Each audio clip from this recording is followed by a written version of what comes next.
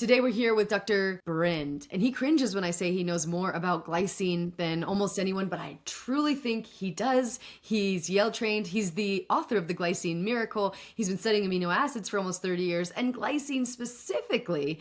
And what he's found is that glycine can help many different things: inflammation, cardiovascular disease, and we'll talk about these in subsequent episodes. But we had a lot of questions about methylation, glycine's impact on methylation. So Dr. Brind, what is methylation? Break it down for lay people. What is methylation? Methylation, well, a methyl group is it's a piece of a molecule that has one carbon and three hydrogens. In other words, it's the simplest of the one carbon units. Just carbon and hydrogen, that's all it has. Now, when you stick a methyl group onto another molecule, you have something sticking out.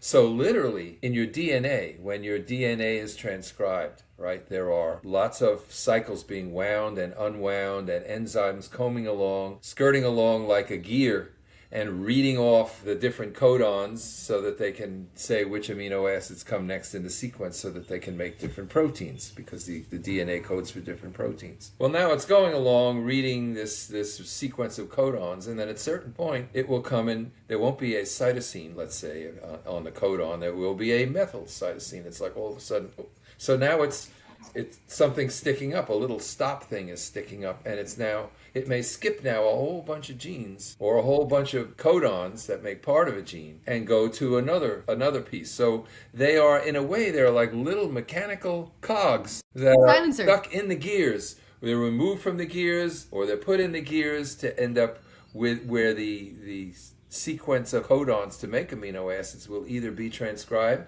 or maybe not transcribed.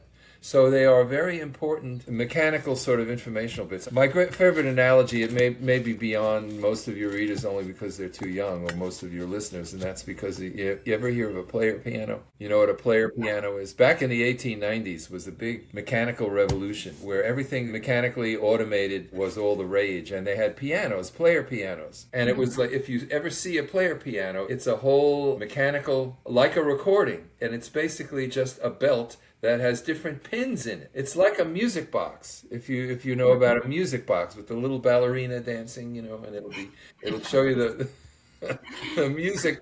The music will be playing on this little, like a thumb piano, and it will. It's because these little pins hit a certain note, and the pin in the right place or the wrong place is going to hit the wrong note, or it's going to, So it's the same thing. Methyl groups are like little pins. They change things just a little, but it could mean a lot in terms of effect. So in other words, a methyl group, for example, the difference between noradrenaline, which is a weaker form of adrenaline, and adrenaline or epinephrine, it's methylated. Some things, in order to get rid of them, some toxins, in order to get rid of them, what your liver needs to do is stick a methyl group on it, and now it can go through the clearance pathway. So it's informational pathways, it's biochemical pathways, it's hormone synthesis pathways.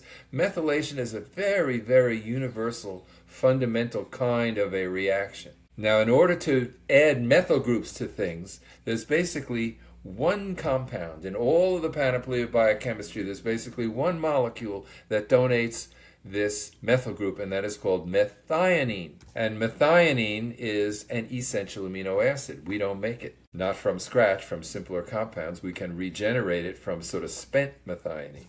So methionine, in order to be activated, it needs to be S-adenosylated, which means it becomes S-adenosyl methionine, S-A-M-E, and so they call it SAMe. Well, so SAMe is the activated form of methionine, and when you add the adenosyl group to methionine, now it becomes activated.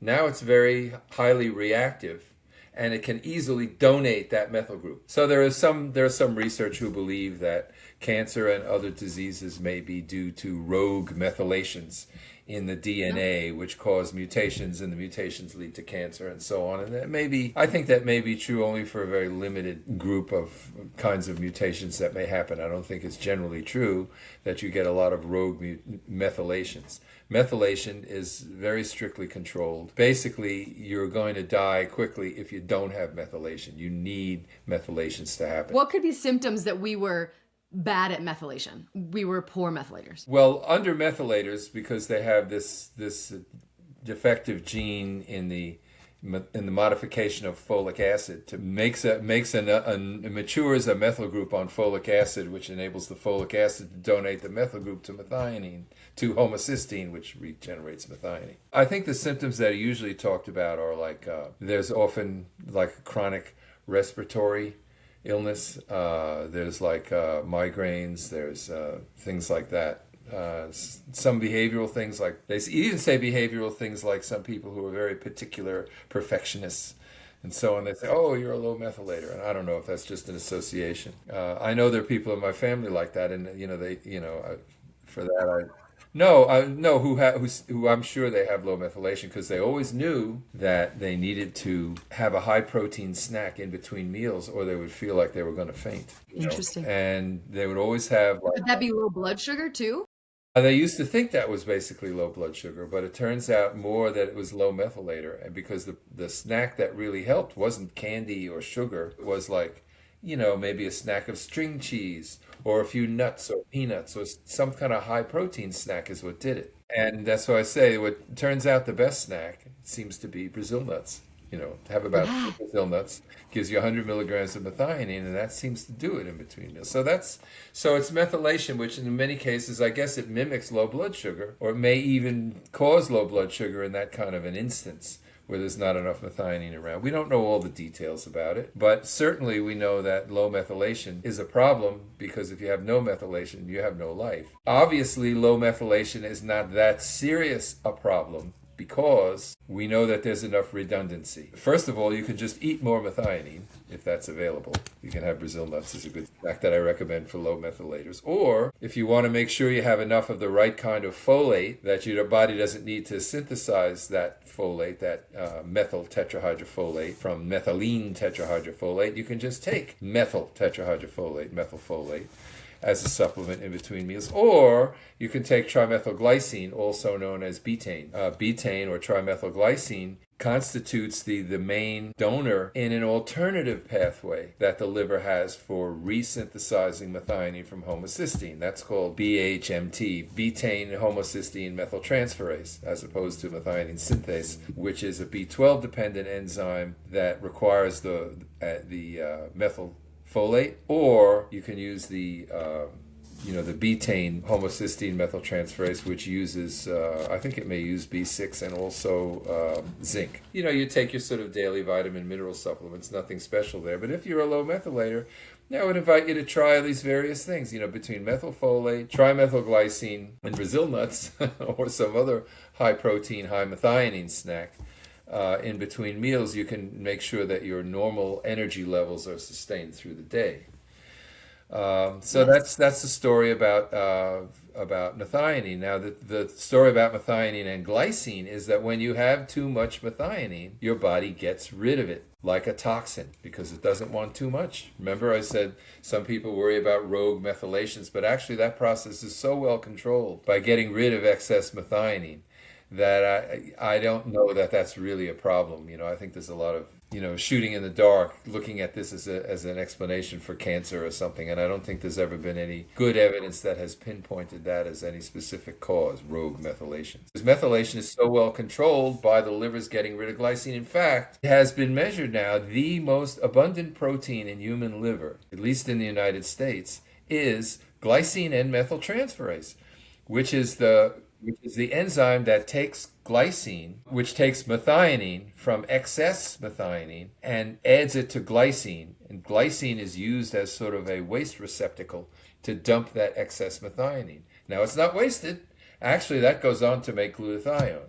I think there's too much made of glutathione in terms of its positive aspects that it's a very important antioxidant in the body, but it seems if you have a lot of extra methionine, it's more important. So in the life extension research where we found that methionine restriction increases lifespan, It actually decreased the level of methionine. Yeah, It decreased the level of glutathione, which makes sense that's because interesting. unless you have excess methionine, you can't make glutathione. The cysteine is made from the excess methionine. If you have lots of methionine, what does your body do? It turns it into cysteine, and then the cysteine is used to make glutathione. That part of the methionine clearance is called transsulfuration. The donation of that excess methyl group to glycine is called transmethylation. So between transmethylation and transsulfuration, you get rid of each molecule of excess glycine, excess methionine, but by using up 2 molecules of glycine.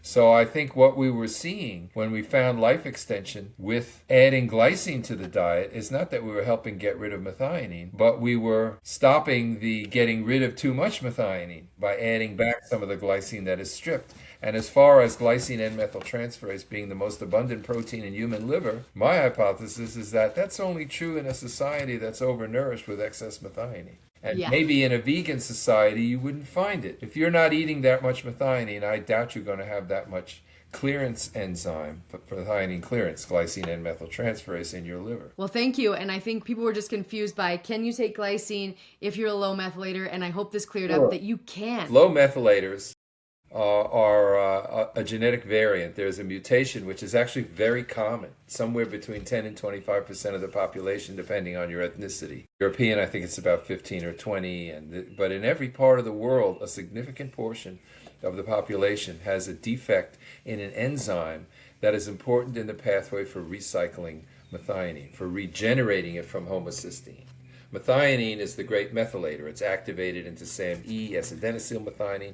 That's the active methylator. Methylates various proteins, DNA, all kinds of things need to be methylated as part of normal physiology. It's a very critical, essential function for a lot of different pathways. And so methylation is important. That's why the body has to make sure it has enough methionine around. And when methionine is used up, it generates homocysteine, which is methionine without the methyl group on it. So you want to stick the methyl group back on methionine. Well, the defect is in an enzyme which actually works on folic acid. It works on methylene tetrahydrofolic acid, turning it into methyl tetrahydrofolic acid. And that is what is used, that's the active donor of that methyl group to remethylate homocysteine and turn it back into methionine. So you can get around that a few times. That means that after a meal, because methionine is treated as toxic when you eat a lot of it, your liver is going to get rid of most of the methionine. And then in the off hours during fasting, in between meals, it's going to want to regenerate the methionine. And if it's defective in that enzyme, it can't do it as well. So what do? Well, you can take methylfolate, right, and give it that missing vitamin, active form of the vitamin, so it can regenerate methionine that way. Or you can have it, you can beef up the system for regenerating methionine in a different pathway, and for that you would take trimethylglycine or betaine. That feeds the alternative pathway for remethylation of methionine, of homocysteine, into making it methionine.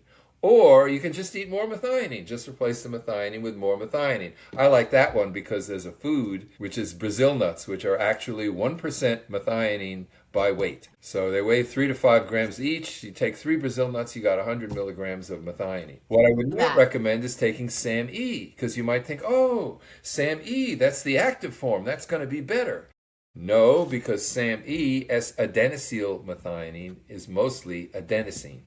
So it's a very inefficient way to get methionine. There's very little methionine in S-adenosyl methionine, but they're happy to take lots of money at the health food store for it. So you don't need that. There's 3 different ways that you can go in between meals and make sure that your low methylation is beefed up so that you got a nice, normal, healthy level of methionine at all times. Thank you. Yeah, and people were confused before, like, okay, so is taking glycine bad for methylation? Yeah, it's because No, it not. has to do with the timing of it. And this is one of the things that I did when I was studying methionine and glycine and trying to figure all this out, and did figure it all out. What I did was instead of looking at, I don't know how many of you are familiar with metabolic pathways. If you look in a biochemistry text, you'll see all these arrows and, this intermediate becomes that, right? Homocysteine gets a methyl group, becomes methionine, gets acetinosylated, becomes SAMe, loses the methyl group, all of that. Cycles go around, and then it's regenerated this way and that way.